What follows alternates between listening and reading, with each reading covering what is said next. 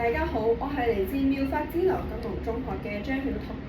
小明你好勁啊，又攞冠軍，邊有，我仲有好多地方可以進步㗎。唔知大家身邊有冇啲朋友都係咁謙虛嘅呢？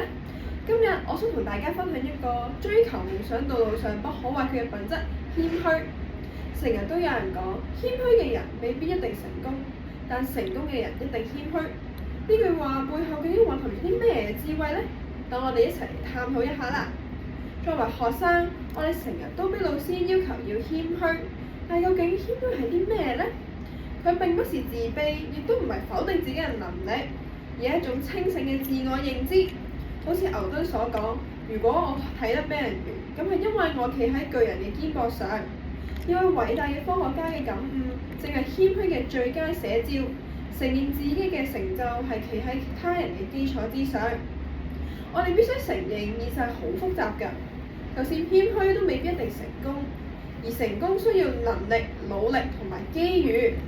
就好似我哋身邊都有可能有啲咁嘅例子，例如一啲同學明明好優秀，但係成日太過低調，喺競選嗰啲職位啊、參加比賽嘅時候，會缺乏自信，錯失機會，令到我哋明白到太過謙虛其實會導致失去自信，成為展現才華嘅絆腳石。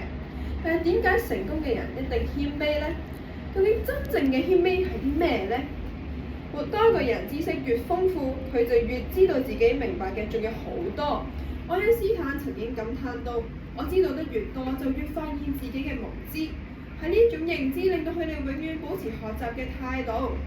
喺學校嗰啲獲獎嘅同學成日都講：我仲有好多地方可以學習㗎。所有成功嘅同學都係抱住自己需要虛心學習嘅態度去努力發奮，亦都係呢一種態度令佢哋持續進步。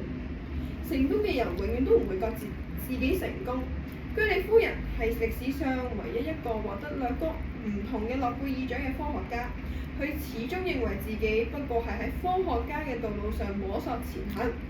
佢將佢嘅獎狀俾佢嘅小朋友玩，因為佢在意嘅係科學本身，而唔係呢個榮譽。